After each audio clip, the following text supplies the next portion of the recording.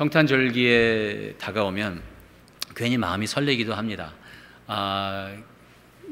길거리에는 사람들이 많이 나오고 그 가게에서는 계속해서 이 절기 음악을 틀고 그런데 때로는 이러한 일들이 남의 일 같고 특별히 이 이민자의 삶 속에서 우리의 삶이 평탄치 않는 그러한 경우가 많은데 남들은 성탄이다 즐거워하고 찬양하고 그리고 뭐 가게에 가서 뭐 물건도 사고 서로 선물도 나누고 하는 일들을 보면서 경제적으로 어렵다든지 아니면 어떠한 특별한 그 병에 대해서 들었다든지 하면서 우리가 마음이 좌절되고 나는 힘든데, 근데 나는 힘들 때 때로는 나만 힘든 것처럼 우리가 생각하기도 쉽습니다.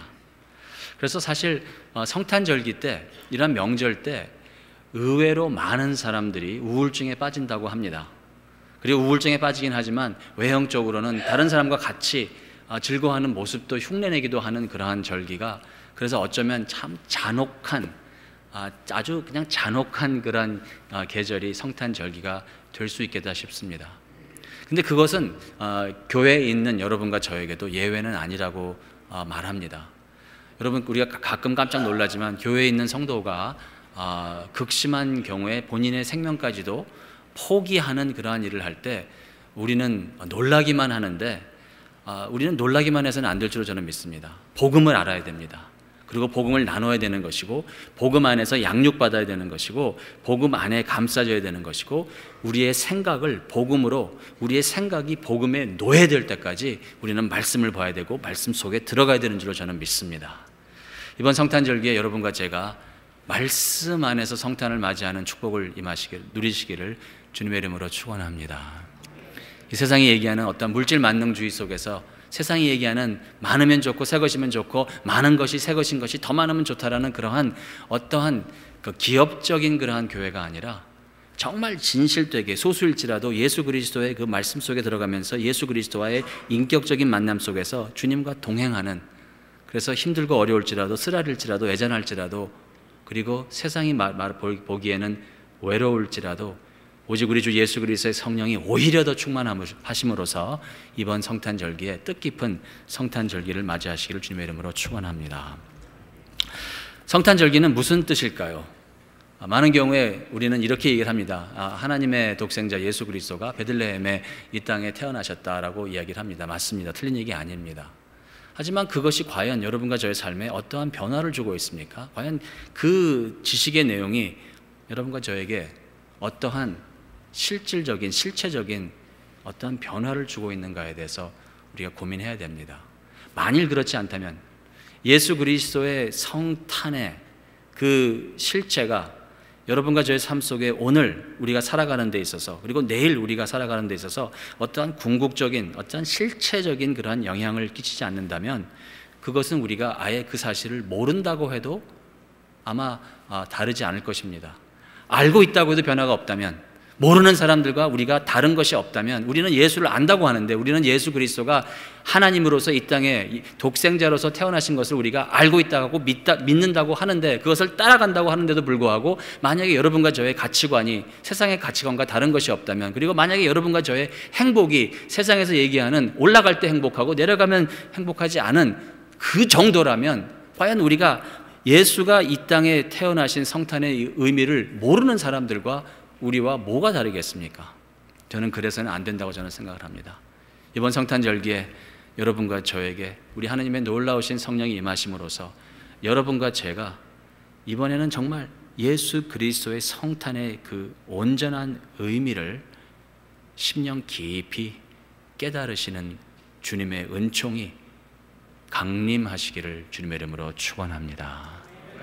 여러분과 저의 마음이 구유가 되었으면 좋겠습니다. 2000년 전 베들레헴의 구유처럼 여러분과 저의 마음이 되어서 그 구유에 누이신 그 아기 예수의 성령이, 여러분과 저의 마음이 구유되어서 여러분과 저의 마음속에 예수 그리스도의 성령이 임재하심으로 여러분과 제가 거듭나왔으면 좋겠다 싶습니다. 오늘 성탄절기에 있어서 저는 이 말씀을 드리고 싶습니다. 우리가 좌절해서는 안 되는 것은 아들을 주셨기 때문에, 주님께서, 하나님께서. 우리가 슬퍼해서는 안 되는 것은, 슬픔에 우리가 잠깐 거할 수는 있으나 슬픔에 파묻혀서는 안 되는 것은 하나님께서 우리에게 아들을 주셨으니, 그리고 우리가 병들지라도 우리의 겉사람은 날로 후패할지라도 우리의 속사람이 새로워지는 것을 우리가 깨달아야 되는 것은 하나님께서 우리에게 아들을 주셨으니. 자, 근데 아들을 주셨다는 게 뭘까 한번 고민해 보십시다. 아들을 주셨다는 것은 저는 여러분에게 이렇게 말씀드리고 싶습니다. 세 가지로. 하나님께서 아들을 주셨다는 것은, 첫째, 하나님이 우리와 함께 계시다. 아들을 주셨다. 하나님이 우리와 함께 하시다. 그리고 두 번째는 그 함께 하시는 하나님이 아들을 주셨다는 것은 우리를 대신하신다, 우리를 대표하신다라고 말씀드리고 싶고, 그리고 마지막으로 아들을 주셨다는 것은 어떠한 천사가 아니라, 어떠한 아들을 통한 어떠한 기적을 주신 것이 아니라, 아들을 통한 어떠한 종교를 주신 것이 아니라, 하나님께서는 아들을 통한 어떠한 기독교라는 종교를 주신 것이 아니라, 아들을 통해서 어떠한 상황을 주신 것이 아니라, 하나님께서는 아들을 주셨다면, 그러면 하나님은 자신을 주신 것이다. 그래서 아들을 주셨다는 것은 우리와 함께 하시고 우리를 대표하시고 그리고 만군의 여호와의 열심으로 우리를 구원하신다라고 저는 말씀드리고 싶습니다.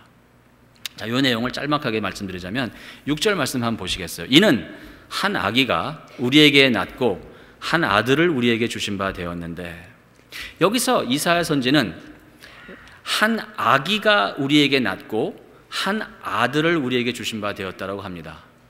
여러분, 여기서 이 두 가지를 섞으시면 안 돼요.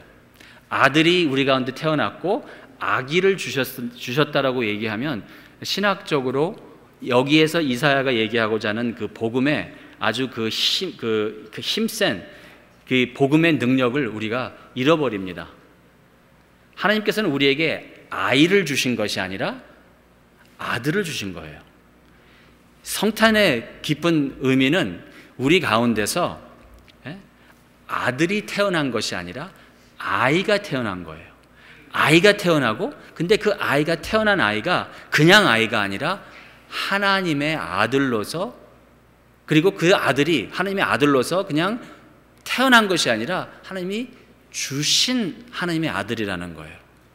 자, 그게 무엇이냐면, 무슨 뜻이냐면, 한 아기가 우리에게서 나타나는 것은 이 예수 그리스도는 인간이라는 것입니다.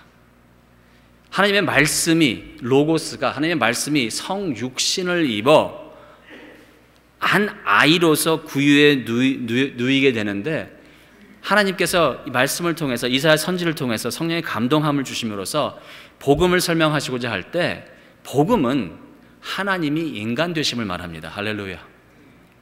여러분 가운데서는 아직 예수를 영접하지 아니하신 분도 계실 것입니다. 그리고 여러분께서는 기독교나 이슬람이나 불교나 뭐 다 매한가지라고 생각하시는 분도 계실 수 있습니다. 여러분이 아직 예수를 영접하지 아니하셨을지라도 이것만큼은 여러분 인정하셔야 되는데, 그게 뭐냐면, 기독교는 다른 종교와 비슷한 부분도 있지만 기독교는 다른 종교와 엄격히 다른 부분이 있습니다. 다른 종교와 비슷하게 기독교에서도 진리를 말하라 하고, 거짓말하지 말라고 하고, 훔치지 말라고 하고, 서로 사랑하라고 하고, 용서하라고 하고, 거룩하라고 하고, 다 비슷한 내용이 있습니다. 하지만 기독교는 다른 종교에서 갖고 있지 않은 가르침이 있습니다. 그것이 무엇이냐면, 지극히 높으신 하나님께서 지극히 낮은 곳으로 신이, 하나님이, 창조주가 천지와 만물을 말씀으로 창조하시는 완전하신 분이, 온전하신 분이 지극히 낮은 곳에 인간의 모습으로 이 땅에 태어나신다는 것입니다. 어떤 종교들은 신을 너무 높게 봅니다. 알라 악바, 알라 외에는 다른 신이 없다, 알라는 너무도 높으신 분이기 때문에 우리가 감히 다가갈 수 없다라고 얘기하면서 신의 지극히 높으신 것만을 인정을 합니다. 어떤 종교에서는 신을 지극히 낮게만 얘기를 합니다. 그래서 돌도 신이요, 나무도 신이요, 그냥 껴안으면 다 눈앞에 있는 게 다 신입니다. 흙도 신이요, 불도 신이요, 그냥 다 신입니다. 근데 그것도 아닌 거예요. 근데 유일하게 기독교만큼은 지극히 높으신 하나님과, 그런데 그 지극히 높으신 하나님이 지극히 낮은 인간의 어린아이의 모습, 그리고 그 어린아이가 장성하여 죄인, 종의 모습으로 우리에게 오셨음을 말합니다. 성탄절을 통해서 여러분과 제가 복음의 힘을 얻으려면 무엇보다도 하나님이, 지극히 높으신 하나님이 지극히 낮은 인간의 모습으로 오셨음을 여러분의 마음속에 각인하셔야 돼요. 이게 단순한 것이 아닙니다. 이것이 그저 우리가 그런가 보다로 넘어갈 것이 아닙니다. 빅 뉴스입니다. 굿 뉴스이며 큰 소식입니다. 엄청난 소식입니다. 어떠한 종교에서 신이, 하나님이 성육신을 입으시고 인간의 모습으로 이 땅에 오셨다고 생각해 보는 종교가 없습니다. 하지만 기독교에서 우리가 성탄절에 우리가 찬양하고 성탄절에 우리가 기뻐하며 성탄절에 우리가 우리의 겉사람은 후패하나 나의 속사람은 날로 새로워지는도다라고 얘기할 수 있는 것은 내가 지극히 못난 허물 많은 죄인이지만 내가 오늘 눈을 들어 하나님을 찬양하며 하나님께서 나를 지극히 사랑하실 거라는 그 믿음을 가질 수 있는 이유는 지극히 높으신 분이 지극히 낮은 곳으로 이 땅에 인간의 육신의 옷을 입으시고 오셨다는 사실이 내 마음속에서 뚜렷하게 깨달아질 때 우리는 주 앞에 나갈 수 있다는 것입니다. 이 선물을 받으시기를 주님의 이름으로 축원합니다. 아들을 주셨으니, 근데 이 아들이 아이로서 태어나서 육신의 옷을 입었다는 거예요. 그런데 아기가 우리에게 낳았는데 그 아기가 아들이라는 거예요. 아들에 대한 설명을 합니다. 한 아들을 우리에게 주신 바 되었는데 그의 어깨는 정사를 메었고 그의 이름은 기묘자라, 신묘막측한 기묘자라, 모사라. 그리고 아들을 뭐라고 표현하죠? 이사야는 전능하신 하나님이라. 더 나아가서 아들을 문학적으로 믿음이 없는 분들은, 신학적으로 삼위일체가 이해가 안 되시는 분들은 여기서의 문학적인 설명을 이해를 못 하십니다. 왜? 아들을 주신 바 되었는데 그 아들을 영존하시는 아버지라고 얘기를 합니다. 여러분, 여기 아들에 대해서 우리가 개념적으로 멀리 떨어져 있으니까 이 마음속에 팍 안 와요. 필이 안 꽂혀요. 청년들이 하는 얘기가. 왜냐하면 우리에게는 아버지와 아들의 관계가 이 이사야가 사용했을 아버지와 아들과의 그 문화적인 배경을 모르기 때문에 그렇습니다. 네? 어째서 옛날에는 이 아들이라는 것이, 여기서 하나님께서 한 아기가 우리에게 낳고 한 자녀를 주셨으니, 아니면 그런 식으로 그런 어떤 offspring을 주셨음이라고 얘기한 것이 아니라 the son was given. The son. 근데 그 당시에 아들이라는 것은 아버지의 모든 것을 누리는 것이 아들이었습니다. 특별히 첫아들, 그 큰 아들에 대해서는 아마 어르신들은 잘 아실 거예요. 우리 문화 속에서도 아들이 주르륵 여럿이 있어도 그 뭐 깨물어서 아프지 않은 손가락 없다더라. 다 거짓말이에요. 우리 어르신들은 뭐니 해도 큰아들이에요. 장자예요. 그게 예수 그리스도 태어나신 후 2000년 후에도 우리 개념적으로 우리의 삶 속에 잔해되어 있는데, 이사야 선지가 사역했을 그 유대인의 문화 속에서는 인간적으로 말할 때 아들은 아버지와 동등한 위치에 있었습니다. 그래서 예수 그리스도가 2000년 전에 이 땅에 오셔서 유대인들에게 나는 아들이야, 하나님의 아들이야 라고 얘기했을 때, 여러분 생각해 보십시오. 유대인들의 개념 속에서 아들이라고 스스로 자청하는 것은 하나님과의 동등함을 본인이 이야기하는 것으로 이해가 되지 않으면, 예수 그리스도가 나는 아들이야 라고 얘기했을 때 돌로 들어서 예수를 칠 생각을 하지 않습니다. blasphemy, 이거는 말도 안 된다. 예수가 지가 아들이래 라고 얘기할 때는, 예수 그리스도가 나는 하나님의 아들이라고 얘기했을 때는 나는 영존하는 하나님이야 라고 예수가 스스로 얘기했다는 것을 유대인들은 깨달았다는 거예요. 여러분, 다른 종교에서는 예수 이렇게 얘기를 합니다. 예수? 그래, 나도 예수 믿어. 부처처럼 나도 예수 믿고, 이슬람에 있는 모하마드처럼 나도 예수 믿어. 예수는 참 훌륭한 지도자야. 너도 크리스찬들 예수처럼 좀 훌륭하게 살면 안 되겠니라고 우리에게 얘기를 합니다. 천만의 말씀입니다. 예수는 절대로 훌륭한 사람이 될 수 없습니다. 왜? 스스로 하나님이라 자칭했기 때문에.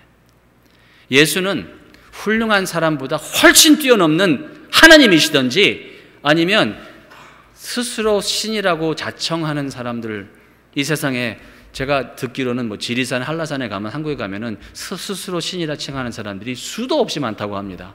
그 사람들은 훌륭한 사람보다 훨씬 못한 사람들입니다. 여러분, 인간이 나는 하나님이야 라고 얘기하면 훌륭하지 않습니다. 훨씬 못한 거예요.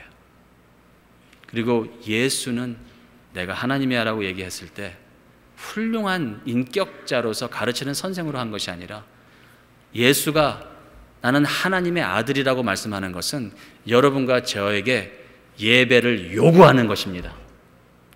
하나님의 아들은 독생자 예수 그리스도는 예배를 받으시기에 합당하신 분이십니다.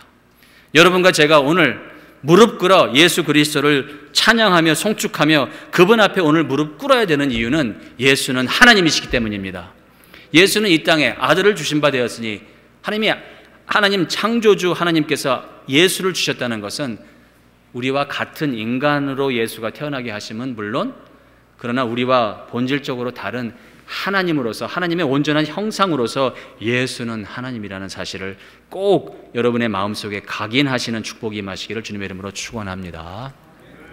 그리고 마지막으로 예수가 우리와 같은 사람인데 우리를 대표하여 하나님의 아들로서 이 땅에 오셨다는 것은 하나님께서 여러분과 저를 구원하시기 위해서 단순히 어떤 구원의 구도를 주신 것이 아니라는 것입니다. 무슨 말씀이냐면, 다른 종교에서는 구원받는 방법을 주십니다. 다른 모든 종교에서는 구원 얻을 수 있는 길을 제시합니다. 다른 모든 종교에서는 생명을 구하는 방법을 가르쳐주고, 다른 모든 종교에서는 진리를 깨달을 수 있도록 가르침을 주십니다. 하지만 기독교는 다릅니다. 기독교에서 우리에게 주시는 것은 길에 대하여 가르쳐주는 것도 아닙니다. 예수 그리스도는 영적 GPS가 아닙니다. 예수는 길에 대해서 보여주시는 분이 아니라 예수가 길입니다. 예수는 진리에 대해서 가르쳐주는 어떠한 종교의 지도자가 아니라, 어떤 기독교의 교수가 아니라 예수가 진리입니다. 예수 그리스도는 생명을 얻을 수 있도록 여러분과 저에게 이렇게 살면 너희들이 생명을 얻을 수 있다가 아니라, 예수 그리스도는 생명으로서 십자가에서 여러분과 저의 죽음과 하나님께서 예수 그리스도와의 맞바꿈하셨다는 사실을 우리는 잊지 말아야 할 것입니다. 예수는 길에 대하여, 진리에 대하여, 생명에 대하여 보여주시는 분이 아니라 예수가 길이요 진리요 생명인데, 이것이 만군의 여호와의 열심이라는 것입니다. 여러분,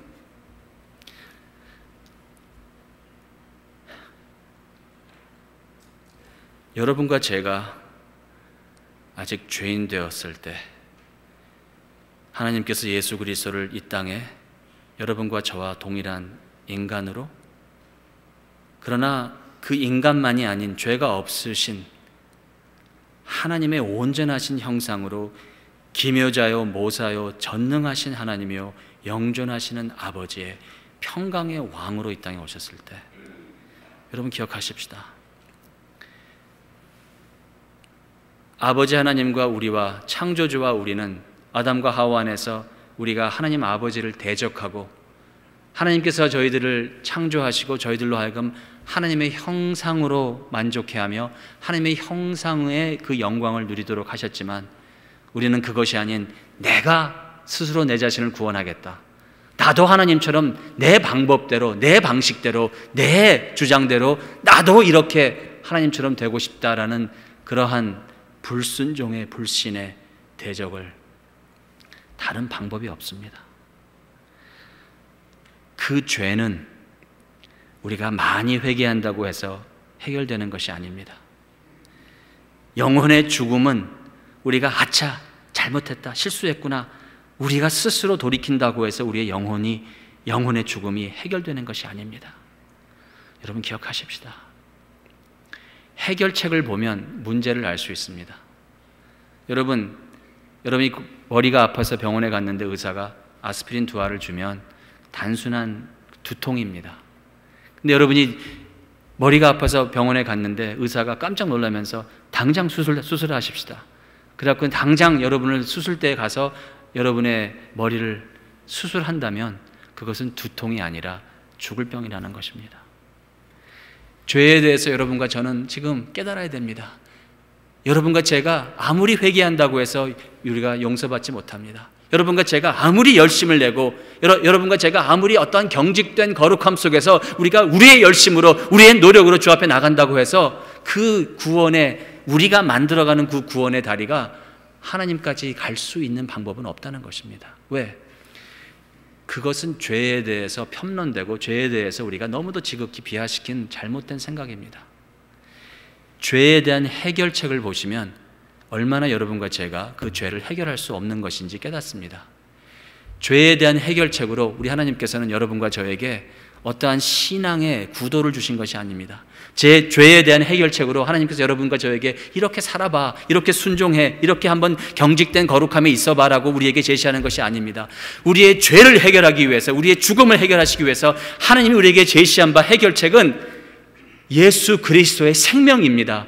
하나님의 생명입니다. 하나님께서는 하나님의 생명으로 우리의 죄를 해결하실 수밖에 없다는 것입니다. 우리의 죄가 얼마나 끔찍하냐면 우리의 죄를 해결하기 위해서는 어떠한 다른 방법이 없이 우리의 해결은 오직 하나님의 생명과 맞바꾸지 않으면 여러분과 저는 이 죄로부터 해방될 수 없다는 것입니다.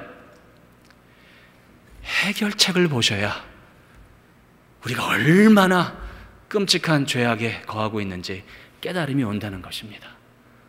그런데 이 복음은 우리에게 뭐라고 말씀하십니까?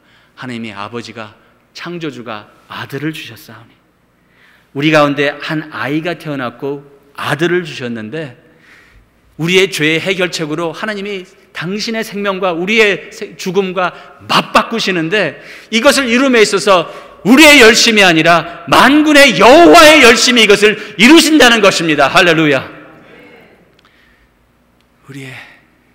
우리의 순종이 아니라 예수의 순종입니다. 우리의 헌신이 아니라 예수의 희생입니다.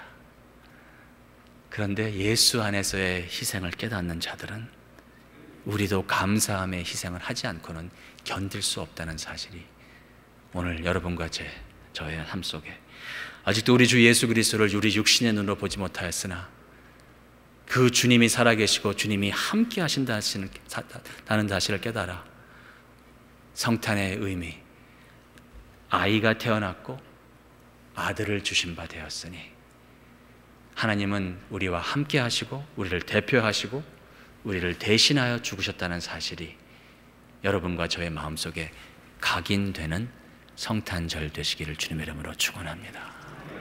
기도하시겠습니다.